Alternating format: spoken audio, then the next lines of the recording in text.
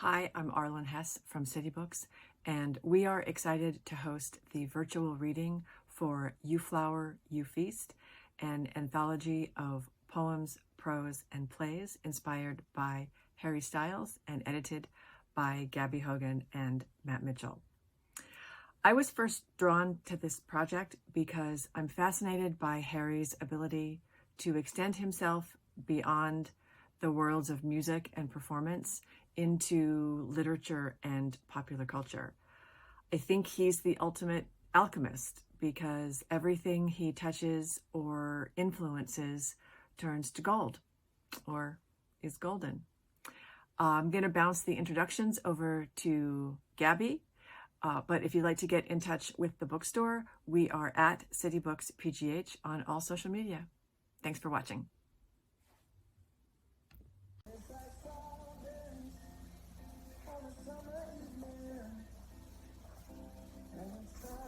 Hi, didn't see you there. I was just about to take my Harry Styles vinyls out for a walk, but I can talk for a minute. Hi everyone. I have my speech sorted here, so that's why I'm looking down if you notice. But welcome to the You Flower, You Feast online reading event. Matt and I are both so excited for this reading and hope you all enjoy it as well.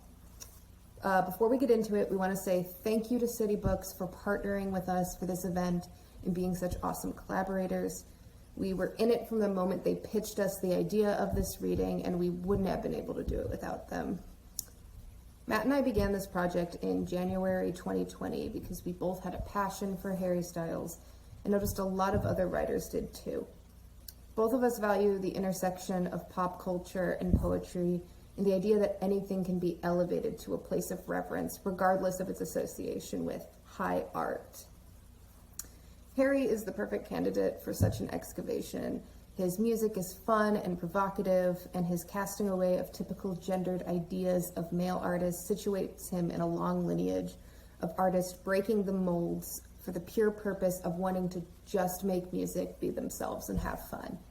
And at the end of the day, isn't that all we're trying to do with our own writing and our own art? In this collection, Harry becomes a weighted blanket, a pearl necklace, a boyfriend in fishnets, starlight, New York City, the smoothness of gold on a tongue tip, and so much more. This collection is about Harry, but it is also about opening yourself up to joy. I want to say thank you to City Books, to Matt for being an amazing friend and collaborator, to Harry for being Harry, but above all, I want to thank the amazing contributors, both the ones who are going to read for you tonight and the ones whose work is purely on the website. The fact that so many people supported and wanted to be a part of this project is why it's been so successful and so enjoyable.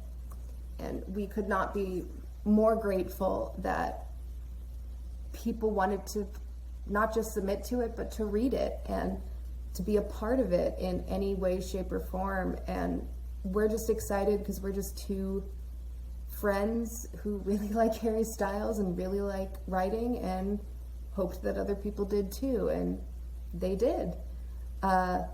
So with all that said, I want to say thank you one more time to you for watching this, for participating in this, and yeah, thank you for coming, and let's get into it.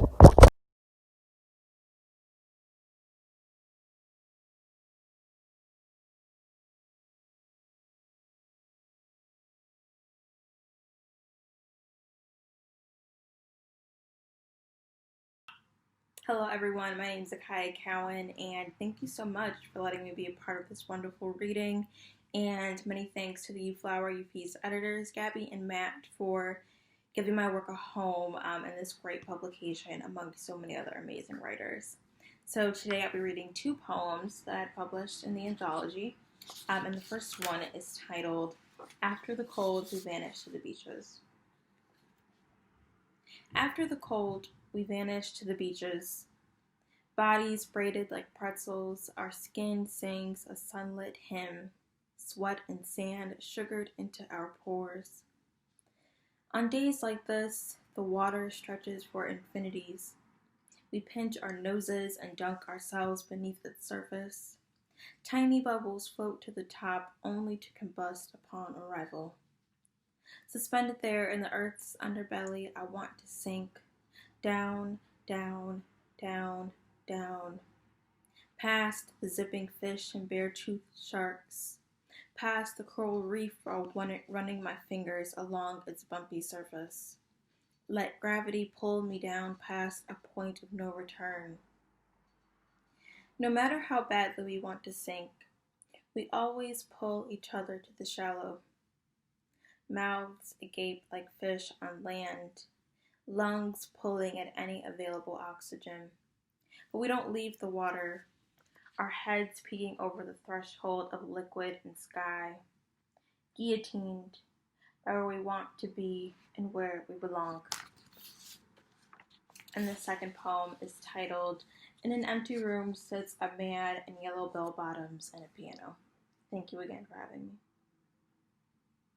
In an empty room sits a man in yellow bell-bottoms and a piano. He spends his days with his fingers flitting over the keys so fast they blur like fluttering dove wings. Outside the windows, days melt into velvet nights, the sun exploding into tiny stars that fleck the black canvas like white paint. The man only stops to take a sip of champagne, its bubbles fizzing around his tongue, caramelizing as they travel down his throat. He always begins with what he knows. Bach, Mozart, a little clair de lune when the moon has reached its peak of ascension.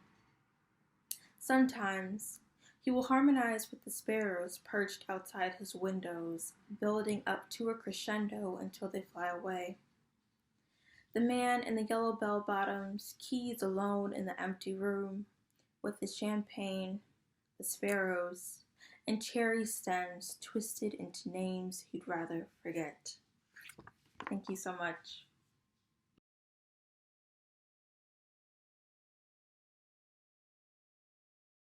Hi, I'm Erin Colleen Healy, and today I will be reading a poem I wrote based off the Harry Styles song Ever Since New York.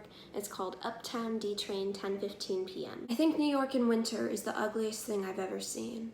Every day I see the George Washington Bridge and pray for a way out. The snow falls like God clearing dust into the trash bin. I talk funny and slow. I sit in wide and busy spaces. I put my head in between my knees. No one stares at me because it's New York, and I love it and I hate it. I fell down the stairs at the Uptown One and people rushed past. Black shoes on the concrete like ants overthrown pieces of watermelon in summer. I stare at my hands, bit into and scarred. Do you think I can get home if I leave now? I don't think I can ever go back though. Do you ever stare into the Hudson and wonder if someone is staring back? So I wrote Uptown D Train, 10:15 p.m. my second semester of my freshman year of college. I go to Fordham University in New York City, so I had been really excited to go to school in New York, and I kind of thought my whole life would change and my whole personhood would change, but that was not the case at all. And so I was walking around listening to Ever Since New York, and I was like, this is me, kind of just feeling sad and upset and realizing, tell me something I don't already know, just feeling dejected. And that is the basis of the poem and why I wrote it. Gabby and Matt said that I have about 3 minutes, and if I wanted to, I could read another poem of mine, so I'm going to, and this one is called Watermelon Ice. God washed off that squalid red and made it pink. The swoops of sunset across the horizon, watermelon running down the chin, the very bare and soft of the inside of one's stomach, the brightness of the shaved ice, so pink it feels like crying, and placing one's hand on her own cheek and feeling the warmth. We lay our small bodies in the sun, and I come out pink, roughed up by the song and the obvious pink of July. Pink like the soft, light comfort of girls chewing bubblegum, blowing the bubbles out there until they're popped, until their cheeks run pink and glowy, the warmth of someone's hand in yours, pressing the pink of their palm into your palm, the excitement that rises up when they whisper, in the thick of a lagging and hot summer night, the sunset beautiful and true, the shaved ice sweet and sticky, and all the world pink. Thank you.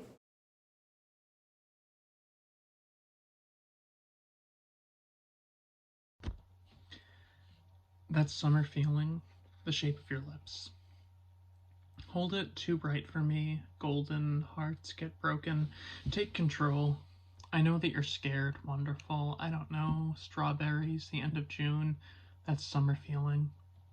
Breathe, breathe, without strawberries, like a song. Taste it, sugar, would you believe it? Say nothing, say honey, walk through fire. It's the only thing, skin and lemon. Let me walk through fire, let me put out the dark. Shine, shine, shine, shine, shine. I'm not so sweet. Do you know I'm selfish? I noticed I just miss talking lately. In my bed, my wandering hands, I'm falling again. Falling. Need me again, darling. I know you mean it. The shape of your lips. I'm sorry. It's hard for me. Thinking of you. The first one that I see, sunflower. Let me know you. Tongue-tied in the kitchen. Wish I could keep it sweet, sunflower. Sky never looked so blue. I'm thinking back. I'm going. I'll be gone. Home with kindness. Sing a song for us. Maybe we can feel good. Keep on dancing long enough and we'll belong in the dirt, sunshine. Shake. We'll be all right. We'll be. We'll be.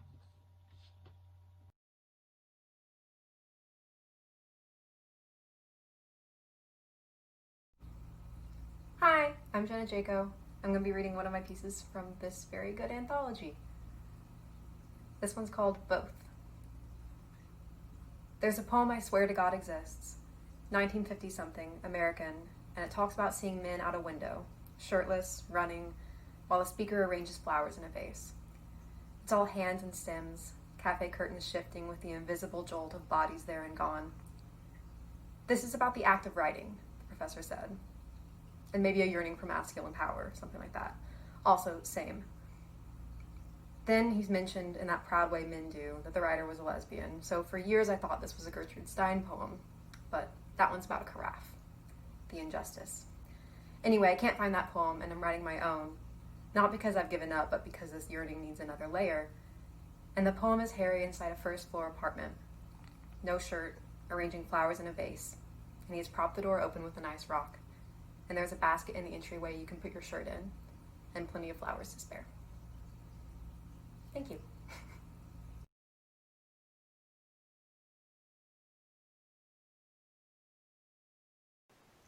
Hello, my name is Emma William Margaret Rebholz, or Billy for short, and I'm going to be reading my poem called The Two M Dashes Where My Chest Used to Be, which contains lyrics from Harry's unreleased song called Medicine. Wasn't born a boy, so I try again in the back seat. Unbuttoned collar, mesh, tonguing a pearl necklace. Treat you like a gentleman with my hand up your dress. Might as well be a teen again. Stain my knees in the astroturf with an all-American boy. Make out with your magazine cutout. And when I sleep, I'm gonna dream of how you. I bet you really do taste like ink, faint acid. I bet you really are soft enough to tear through. Let me wear you for a minute. I want to walk like, talk like, pull myself out of a pink pool, brand new. I'm here to take my medicine. I'm here to talk back to the mirror. Put your hand on my breastless bone. Huh. 2 M dashes where my chest used to be.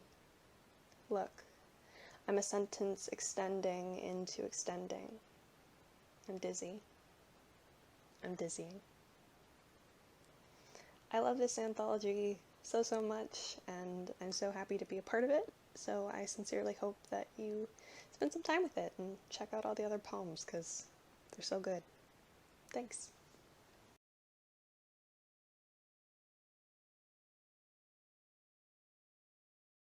Hello, my name is Rebecca Meyer, and today I'm going to be reading you 2 poems that were published in You Flower, You Feast.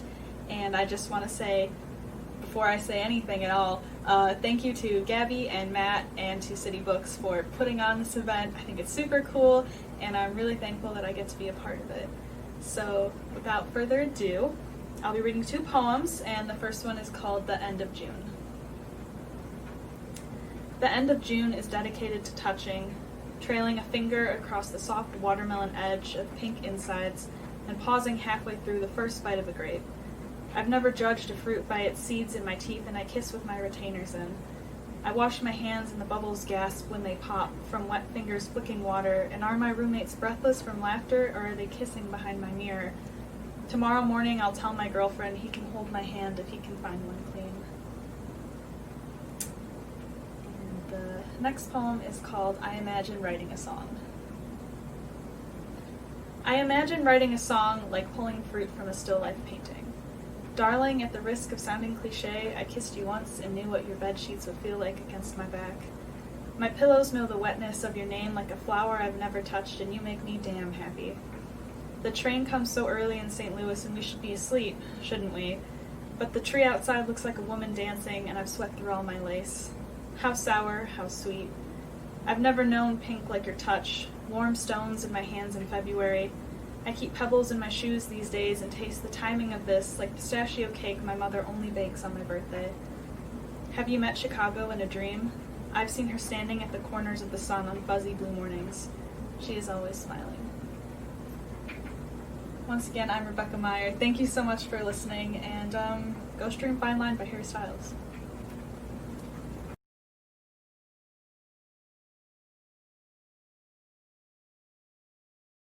Hi, my name is Amrita Chakraborty, and I'll be reading a couple of poems for you today, the first of which was published in You Flower, You Feast, and is entitled June Song.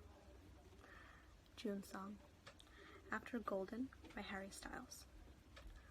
Only a few would know the tremor in my legs as I set the gauntlet down. Only a few who would take it from the dust just to bury it. How I bore through that hold with the arrowhead between my teeth. How I calcified in the grip of a god who'd never shown me daylight. But now your windows in the venal dark spark like fields of fire above my eyeline, and I am unstrung, my love, loosened and still, an array of honeysuckle, amaranth, dew, abandoned on the pavement. The dawn will come, or you will, and you will. I twist and bite at what ties me to night's likeness. I stroke the rope, burns to stay awake. And the other poem is entitled Horseshoe Dream. Horseshoe Dream. You're no stranger to me now, but you are the only water that doesn't cling to me. Before love became water, I knew her as a garden or a fawn. The garden wasn't large, the fawn just a wisp of a thing. Where I tended to them, no one had ever found that out. Where I tended to hide, you burned for light. You might have burned me from spite. I tell the hibiscus clusters, the cold steel folding chairs, the fierce steel girl with white hibiscus in her hair. For her, I had to plunge my hands into the other stream, rinsed me clean. You're no stranger to me now, but you are. Thank you.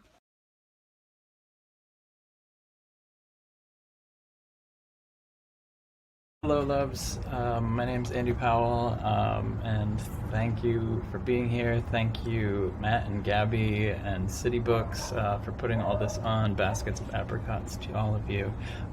So this is my other Harry Styles poem. Don't ask where my original Harry Styles poem is. I don't know where it went. So, my Harry Styles poem has gotten very good at glass of Lambrusco on the arm of the sofa, not crashing and purpling the floor. Used to play the saxophone and doesn't love saxophone jokes, but also has made one or two when the light was mauve and thought it might come off, even if it wouldn't feel that great. My Harry Styles poem definitely didn't get tooed from Julia for trying to listen to the new Fiona Apple when it hadn't really listened to her before, and it certainly wasn't told to start with title, buddy. After acknowledging its failures, my Harry Styles poem knows love is strong enough that it can soon thereafter steal Julia out of the grocery bag and dance with her, and she'll drop the bag of flax, but she's able to keep in step with the red onion still in her hand. It's our only one, and we need it for the recipe, and she can magic this, the dancing and the onion holding, way better than my onionless dancing. Whoops, my Harry Styles poem is listening to Bruce Springsteen and feeling mask power it never feels around men, though sometimes in the back seat of Matt B's car on the way to school when he played Bruce super loud and I, whoops, didn't have to feel threatened by Boy. Does Harry think love is a threat? Not anymore, but he knows about that. My Harry Styles poem believes it's believable that boys have true and good friendships with boys, intimate and cute and love. Sometimes one flicks the everything off the other's everything bagel and says, "You've got something on your bagel." And they lock arms and take shots of tequila, and the next morning pack quartered oranges for each other for after pickup soccer. Orange slices on a Sunday morning, and sore quads, and sentimentality for friends who are far away. And a little blush for such delayed emails, and a feeling that I can't help but want more than just your emails, that I can't bear give the attention to the distance. But really, maybe it's just a little laziness, or probably a little self-absorption / getting overwhelmed with big feelings of gender radicalness over small gender radicalness, like how radical really? What to do with these nails, what flower for this new piercing, what to cry about in this new blue air, what to make of this shallot, how to hold this new Harry Styles love song. I hold it like a kitten, carefully, and with a little careful abandon, and let us say that some of the small decisions and the feelings that attend the heart while the hand is painted are radical. Thank you.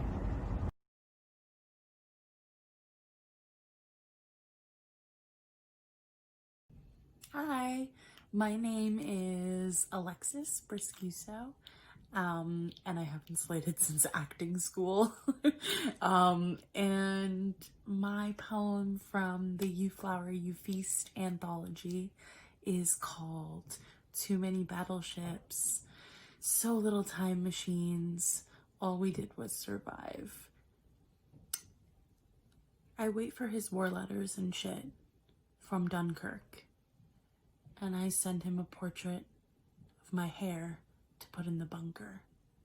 Bunkirk. And I'm also going to read an unpublished poem that's also Harry-centric, called And on the 32nd Listen. I cried for what it meant for me, not for him in that I'd wept for him regularly already, but finding the spark, like connection, the last puzzle piece of tape for the present, during a holiday without your lungs.